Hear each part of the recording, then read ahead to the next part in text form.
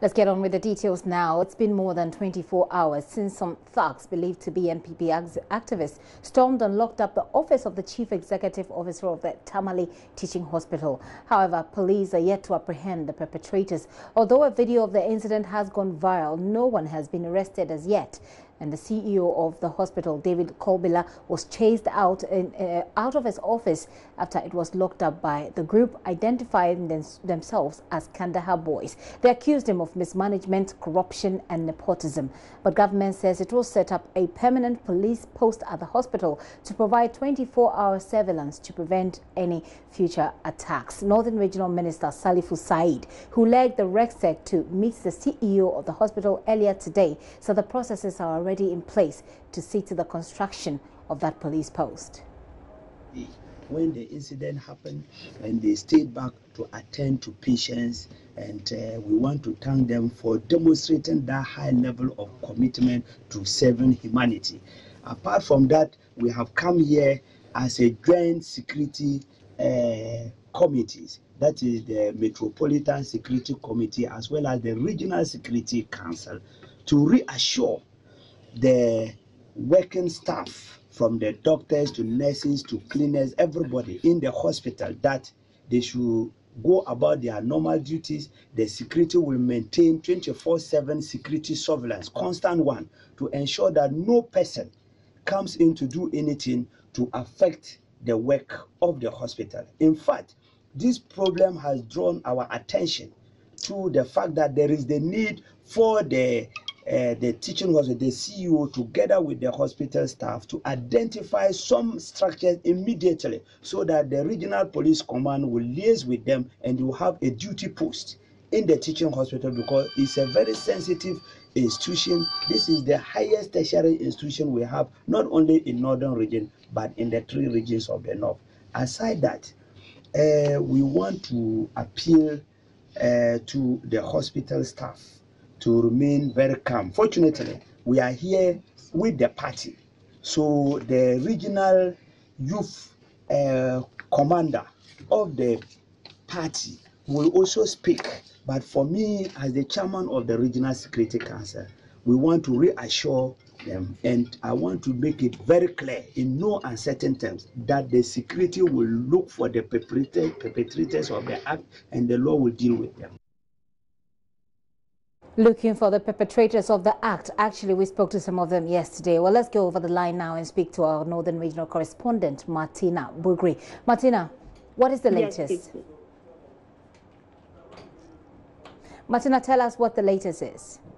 The latest is that this morning, RegSec and the Metropolitan Security Committee both went to the hospital to engage the staff and the CEO. They had a closed-door meeting with the CEO, after which they briefed the media, and they came to give them the assurance that they were working around the clock to ensure that those who were involved in yesterday's attack are apprehended. And then also to assure them that they'll provide enough security to ensure that they are all safe to provide health care for people. And so the minister said that they will be establishing a police post at the hospital to provide security 24/7. Martina, I'll have you tell us a bit more about constructing this police post. But before that, the minister spoke about making sure that those who perpetrated this act are apprehended. Yesterday, you did speak to some of them. Do they have a difficulty? Do they sound like they have a difficulty tracing those people? Well, I asked him that this is not the first time it happened. It has happened before. And it was the same thing. He told us that they are working at it to get the culprits apprehended. And he says that this time it's going to be different. Government has not sanctioned it. The party has not sanctioned it in the region. And so they would make sure that they get to the bottom of it. He actually was there with the youth leader, the MPP regional youth organizer. And he says that they would make sure the people who are involved are brought to book. What is the nature of this police station, and what information do they give about how ready they are? Are they doing anything as we speak? All he said was that they said they were going to hold a press conference later this evening to give us more details on security arrangements and any other issues bordering attacks in the past and the one that has just happened. And so those further questions that we were seeking to find would be provided when the press conference is held later today. Do we know the situation at the hospital as we speak? There's still security officers at the post. They are back to work. The CEO was actually, before I left, they was going to have a meeting with some religious leaders and some chiefs in the area who had come to meet him. And has the police said anything? The police, I spoke with the police public relations officer earlier this morning, and he says that they were working on it. He was actually talking to other people as well to find out leads that could help them. Is this the first time that the Tamale Teaching Hospital has had to, has recorded such an incident? This is not the first time. And actually, the last CEO who left, he was dragged out sane.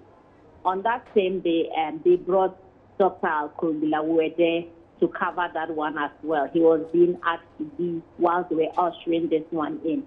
And he said that the then CEO, Prosper Akambon, said his tenure had not expired, and so he was not going to leave. They forced him out and locked the place. And it has repeated itself. When it happened the last time, were there any arrests? No arrest was made.